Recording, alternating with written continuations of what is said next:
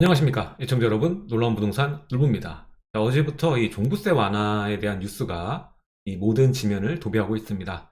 자, 이제 와서 이 보유세와 종부세 완화, 이 정부의 그동안의 이 규제들과는 좀 상반되는 건데 왜 이런 정책 재조정을 하려고 하는지 거기에 대해서 살펴보고요. 그리고 이게 시행되게 되면 또 어떤 시장에 영향을 주게 될지 한번 함께 생각을 해보는 시간을 갖도록 하겠습니다. 시청하시기 전에 좋아요와 구독하기, 그리고 하단에 멤버십 가입해 주시면 놀라운 부동산 전용 강의도 시청이 가능하십니다. 그럼 지금 시작합니다.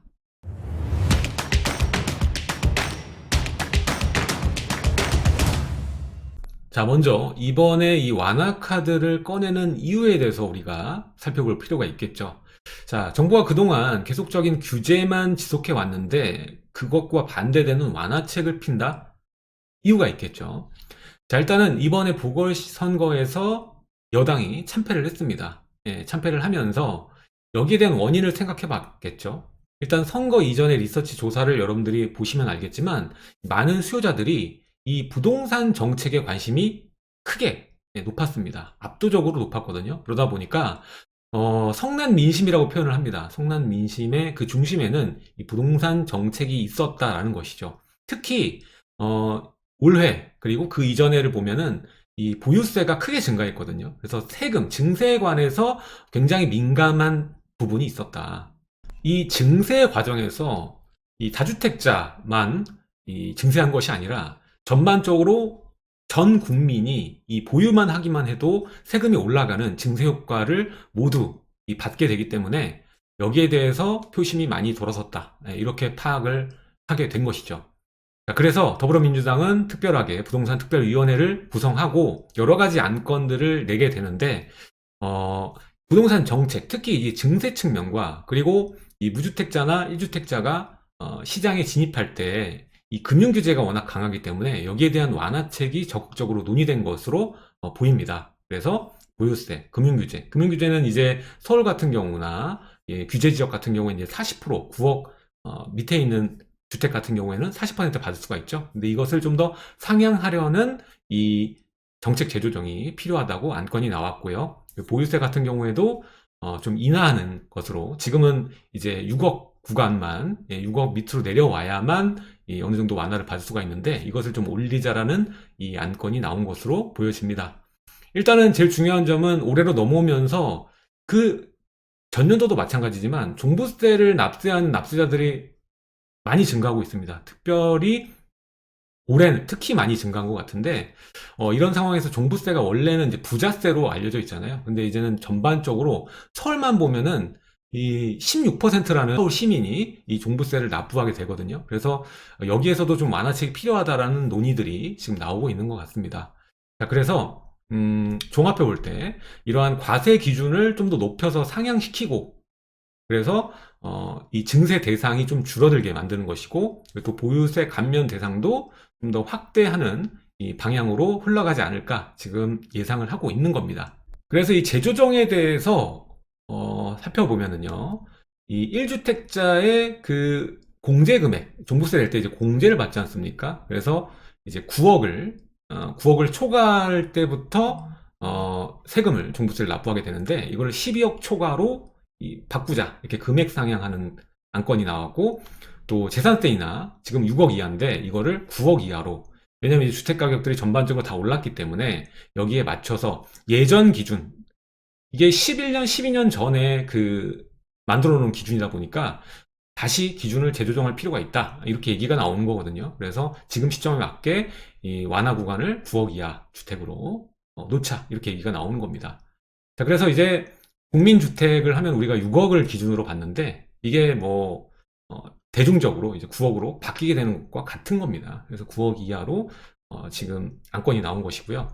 그리고 아까도 말씀드렸지만 서울에 지금 종부세 대상자가 많이 늘었거든요. 그래서 서울시만 봤을 때도 16%인데 이것을 상향하게 되면서 이 종부세 대상자가 좀 줄어들지 않을까 이렇게 볼 수가 있겠습니다. 그동안 이 다주택자 그리고 부동산에 대해서 전방위적인 규제를 주장하던 이 여당에서 왜 이러한 정책 재조정을 얘기를 할까? 과연 이 많은 수요자들을 위해서 그럴까요? 그건 아니라고 봅니다. 일단은 이 정부의 그동안의 기조에서 크게 벗어나지 않으면서 다주택자는 지금 건들지 않는 거거든요. 근데 또 이 얘기 나온 안건 중에서 2주택자는 양도세 중과하지 말자 뭐 이런 안건도 있더라고요. 예, 그러니까 3주택자 이상부터는 이 투기 수요로 규정하고 그 밑에 2주택까지는 그렇게 보지 말자 이런 안건도 있습니다.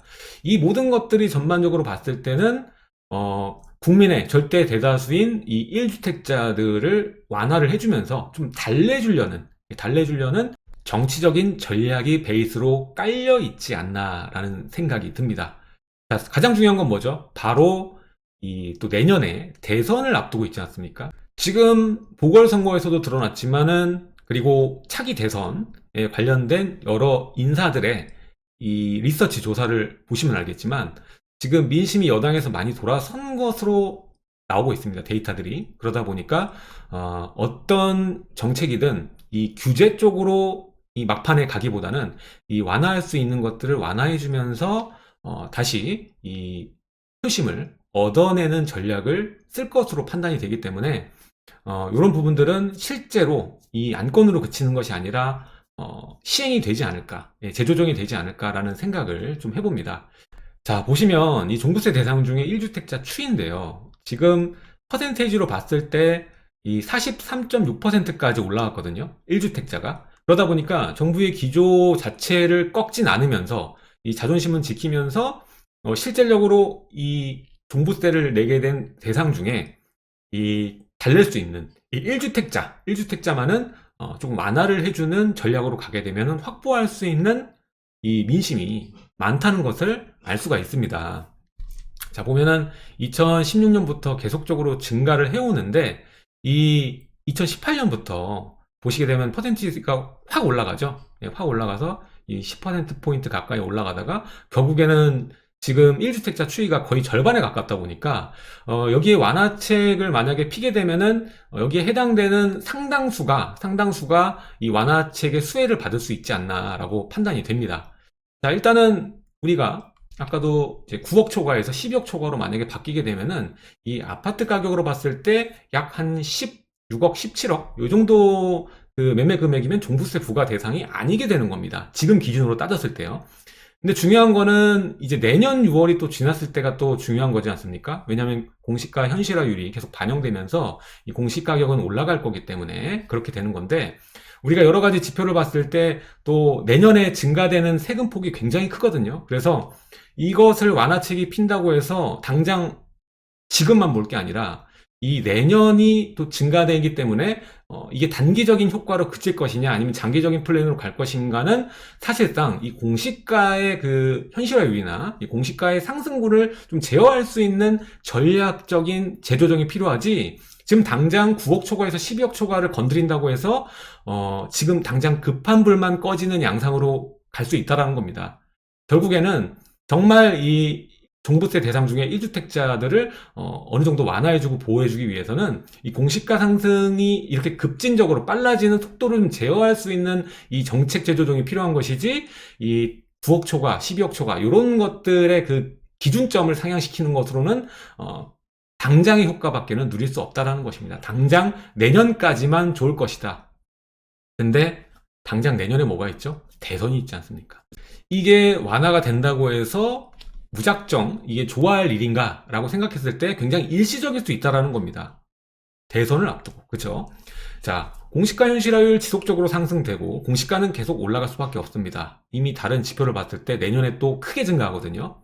네, 그래서 단기간만 혜택을 볼 게 뻔합니다. 이거 기준점만 상향했다고 해서 이게 쭉 안정화되고 완화되는 게 아니거든요. 당장 뭐 1, 2년 정도만 이 완화가 되는 것이지 그 이후에는 큰 효과가 없다 이렇게 볼 수가 있겠고요. 기준점만으로는. 그리고 대선이 끝나게 되고 다시 종부세 납세자는 늘어나게 될 거다. 앞선 그 공시가에 관련된 이 것들이 완화되지 않는 한 이 기준점만 상향시키게 되면 일시적만 혜택을 보고 그 이후로 갈수록 다시 종부세 납세자는 앞선 퍼센트 포인트가 이렇게 늘어나는 것과 같이 계속 다시 늘어나는 구조로 바뀌게 된다는 것입니다. 네, 그래서 지금 이 상황에서 그대로 가게 된다면 결국에는 증여를 선택하는 분들은 계속 늘어날 수밖에 없습니다. 얼마 전에 기사를 통해 나왔죠. 강남의 증여가 역대 또 최고다.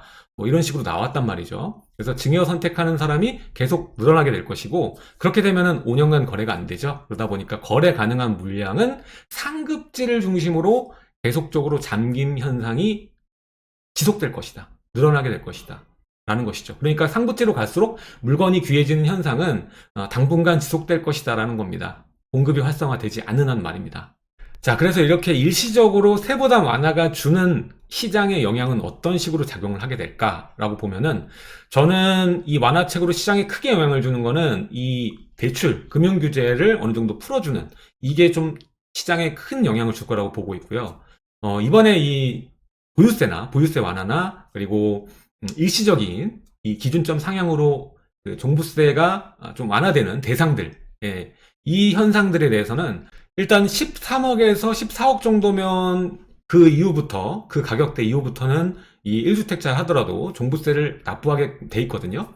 그러니까 이러한 라인에, 이 보유세 부담이 시작되는 라인의 주택은 아무래도 그 한 3억에서 4억 정도까지 종부세 부담할 수 있는 좀 시간적인 여유가 생기게 되는 것이죠. 일시적으로. 그러다 보니까 보유 부담이 좀 감소할 것이고, 또 금융규제도 만약에 풀리게 되면은 이제 15억 밑에, 그러니까 약 12억, 13억 구간부터 15억까지의 주택은 이 보유 부담이 크게 감소할 수 있다는 겁니다. 일시적으로. 그리고 그 전에 보시게 되면 이제 15억 밑에 있는 주택이 9억에서 15억 근방까지 호가가 올라오는데 얼마 걸리지가 않았습니다. 뭐 1년 반 정도밖에 안 걸리고 다 올라왔거든요.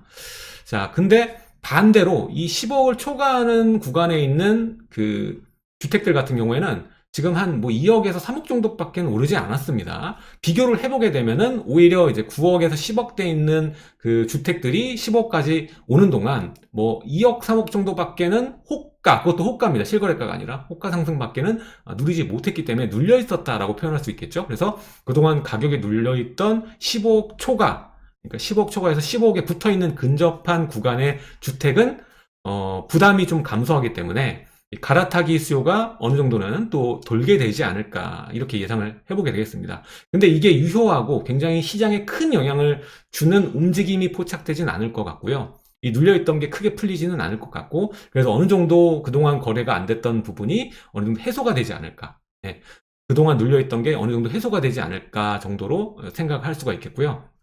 지금 이 상급지를 찾으시는 분들이 많거든요. 그러다 보니까 상급지로 이동하려는 이 수요가 올 하반기에는 어느 정도 움직이지 않을까라고 이 구간에 있는 주택들은 생각이 됩니다. 그리고 두 번째로 대출 완화가 되게 되면 지금까지 저가 아파트가 계속 강세로 가고 있습니다. 실수요 장세가 계속 이어지고 있기 때문에. 근데 대출 완화되면은 이게 좀 더 강한 에너지로 돌게 될 겁니다. 아까도 말했지만 재산세도 완화의 움직임이 있는데, 이미 저가 아파트는 재산세 때문에 주택을 구매하진 않죠. 큰 것은 금융규제입니다. 이게 10%포인트 상향되게 되면은 지금은 이 금액대로 저항이 있거나, 그리고 그 소득이 좀 낮은 분위에 있으신 분들이 50%까지 대출이 되지 않습니까? 근데 이 대상들이 늘어날 겁니다. 그래서 누구나 일정 금액대에 있는 이하의 주택은 50% 받을 수 있게끔 이 무주택자나 1주택자 갈아타기 정도는 완화해주지 않을까라고 예상이 되는 건데, 이건 예전에 한 2달, 3달 전에 뭐 헤럴드 경제 기사에서 한번 나왔던 내용인데, 바로 다음날 아니다 못 박았었잖아요. 근데 결국 다시 한번 이런 얘기가 나오고 있는데, 결국 금융규제 쪽에서는 어느 정도 완화가 되지 않을까라고 생각이 되고요. 아무래도 표심은 여기서 많이 또 담을 수가 있기 때문에 대출 완화 움직임이 어느 정도 이어질 것이다라는 생각이 들고, 이 저가 아파트의 수요가 지속적으로 들어오게 되면은 어떤 게 문제가 되느냐면은 평균 매매 단가가 올라가게 됩니다. 아파트에 인플레이션이 본격적으로 상향되는데 큰 이 지지방어 역할을 하기 때문에 이 서울의 평균 매매가 상향, 그리고 최저가의 기준점이 상향되는 움직임이 올해는 좀 크게 일어나지 않을까. 예, 이런 완화책을 딛고 크게 영향을 받을 부동산 시장의 물건은 아무래도 중가 그리고 저가 아파트 시장이 아닐까, 이렇게 예상을 해볼 수가 있겠습니다. 따라서 지금도 주택을 매수하지 못하고 계신 분께서는 지금 주택 대출 규제가 완화되면서 50%까지 10%포인트만 올라가도 이 최저가 매물이 말아 올려져 가는 그 가격대가 굉장히 크게 다가올 겁니다. 크게 다가올 거기 때문에 더 늦기 전에 본인의 주택 하나쯤은 늦기 전에 마련하시는 것이 오히려 크게 도움이 될 것이다라고 생각이 되고요. 아무래도 지금 이 보유세 때문에 저가 매물이나 안 오른 매물들 정리하는 물건들이 급매로 돌아가거나 또 갈아타기 수요에 의해서 나온 시장에 출회되는 물건들이 몇 군데는 보이기 때문에 이런 물건들을 그냥 기다리시기보다 더 하락이 오겠다라고 기다리시기보다는 적극적으로 매입을 하셔서 좀 장기로 보유하시는 전략을 피시는 것이 좀 더 옳은 전략이다. 이렇게 또 한 번 조언을 해 드립니다. 자, 오늘은 이 완화, 이 정부의 결과와 다른 완화책에 관해서 이걸 어떻게 우리가 이해하면 좋을까에 대해서 얘기를 했는데, 사실 공시가에 대한 구조, 시스템을 바꾸기 전에는 일시적인 혜택일 뿐이다라고 제가 아까도 말씀드렸죠. 공교롭게 대선이 내년이기 때문에 대선이 끝나고 뭐 2022년, 23년 계속 시간이 갈수록 다시 종부세 대상자는 늘어갈 수밖에 없다. 이게 오늘의 가장 중요한 점이고요. 또 하나는 이 저가 시장은 지속적으로 상승할 수밖에 없는 모멘텀을 금융규제가 완화됨으로써 또 이어져 나갈 것이고, 최저가는 또 말아져 올려가면서 상향 평준화 될 것이 자명하다. 뭐 이렇게 정리를 해볼 수가 있겠습니다. 자, 오늘도 여러분들과 함께 이런 내용들 살펴봤고요. 다음 시간에도 여러분들과 함께 여러 가지 부동산 정보 함께 살펴보도록 하겠습니다.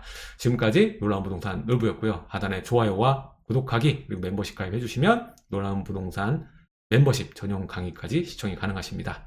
지금까지 놀라운 부동산 놀부였고요. 다음 시간에 뵙도록 하겠습니다. 감사합니다.